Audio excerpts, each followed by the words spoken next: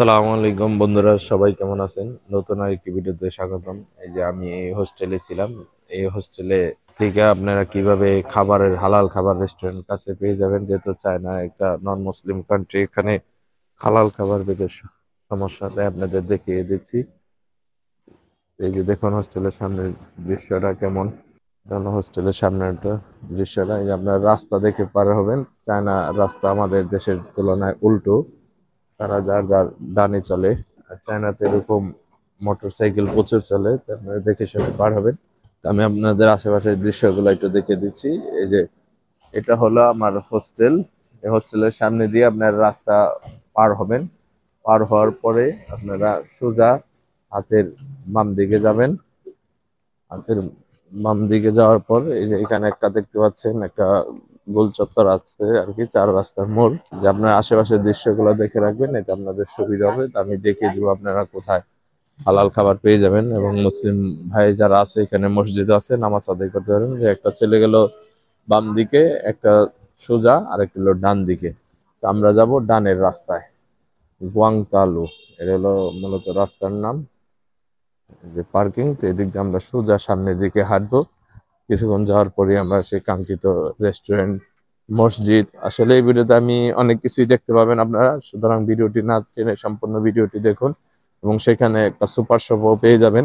সেই super shop থেকে আপনারা যাবতীয় অনেক কিছু কেনাকাটা করতে পারবেন, যেমন মিনারেল ওয়াটার। যেমন এখানে আপনার রেস্টুরেন্টে খেতে গেলে তারা পানি দেয় না, তো সুতরাং ছোট্ট একটা পানির বোতল তারা 3 RMB রাখে। তো 3 RMB তো অনেক টাকা পড়ে যায়, সেক্ষেত্রে আপনারা সুপার শপ থেকে প্রায় 1.5 থেকে 2 লিটার পানি পেয়ে যাবেন 3 RMB-তে, 2 লিটারের মতো।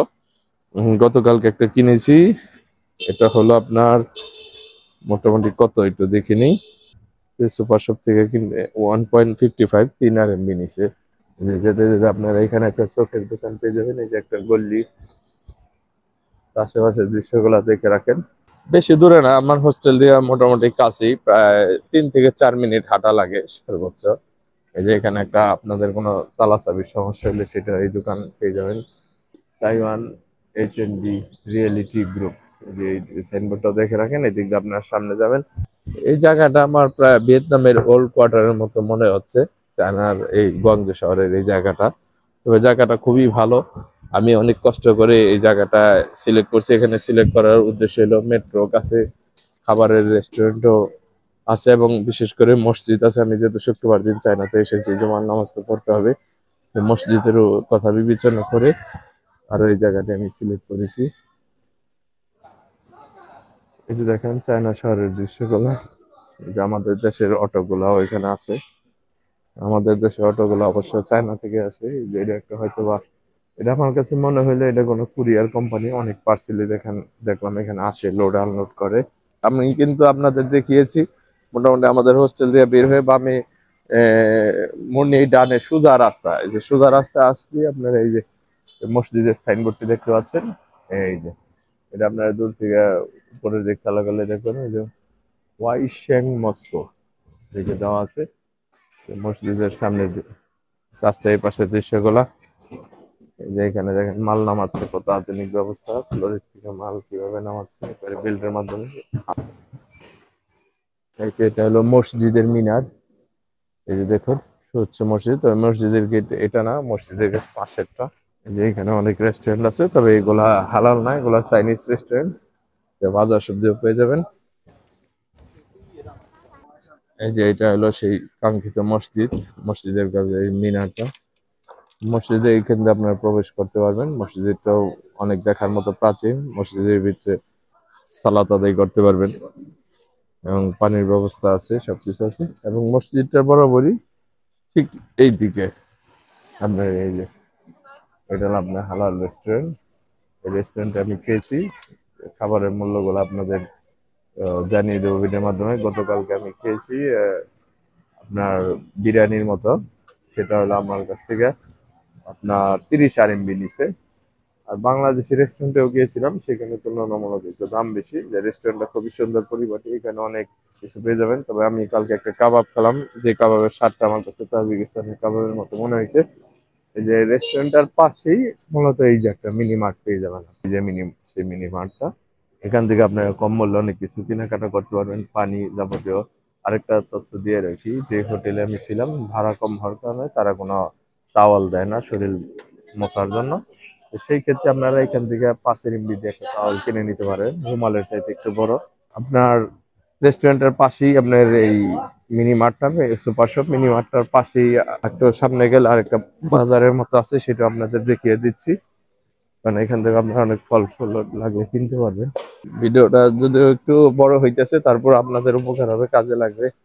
এই যে দেখেন চাইনিজ ফল, জাম্বুরা, এখানে চায়না কেক আছে। আর এই বরাবর আপনার বিশাল বড় গল্লি এবং বাজারের মতো, এখানে সব কিছু পেয়ে যাবেন। আপনার ফল আর প্রয়োজন অনেক কিছু আপনারা এখান থেকে কেনাকাটা করতে পারবেন সস্তায়। তো চলুন মসজিদের ভিতরে ঢোকা যাক। মসজিদের ভিতরে গিয়ে আপনাদের পুনরায় আবার দেখাচ্ছি মসজিদের ভিতরের অংশটুকু। বন্ধুরা, এখন আমরা মসজিদের ভিতরে অগ্রসর হচ্ছি, যে মসজিদের ভিতরে যাব। আমি অবশ্য রাস্তা ক্রস করছি, তো সুতরাং আপনারা বিভ্রান্ত হবেন না। যে ঠিক এই বরাবরই যে আপনারা এই যে গরু দেখতেছেন, সেটার পাশেরটাই হলো আপনার মুসলিম রেস্টুরেন্ট, হালাল রেস্টুরেন্ট, চাইনিজ মুসলিমদের। তো তার বরাবরই এই পারে হলো আপনার মসজিদের দরজাটা, অপোজিট সাইডে। মসজিদের ভিতরে প্রবেশ করব। গতকালকে এখানে জুমার নামাজ আদায় করেছি, আজকেও দেখি নামাজ আদায় করব। মসজিদটা খুবই সুন্দর।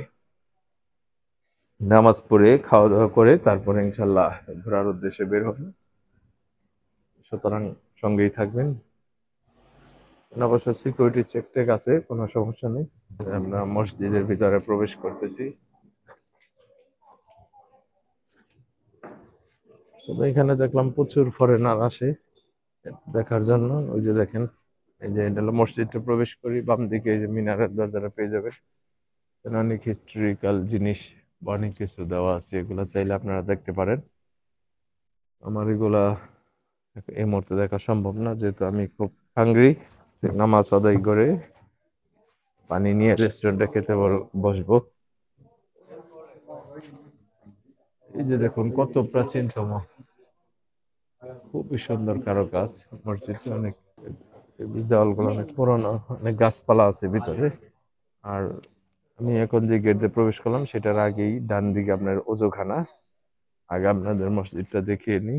এই যে ফুলের বাগান টাগান, চাইনিজ মুসলিম। সালাম আলাইকুম। এই জন্য মসজিদটার দৃশ্য, পুরো মসজিদ এরিয়াটা আপনাদের দেখাচ্ছি। ওই শেষ হচ্ছে মিনারটা। এই যে মসজিদের দৃশ্য, এটা হলো মূলত মসজিদের মেন ভবন।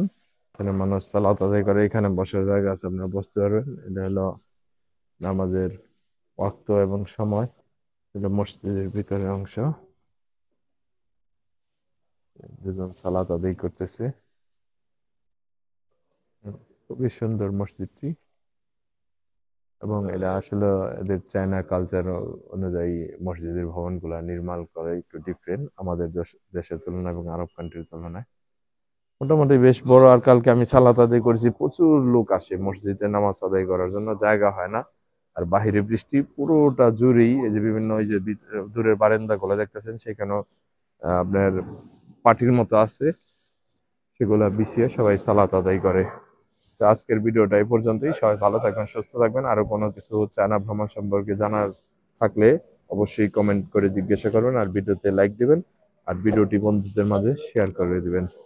তাহলে ভিডিও করা উৎসাহ আরো পারবে। সুতরাং ভালো থাকুন, সুস্থ থাকুন। আল্লাহ হাফেজ, আসসালামু আলাইকুম।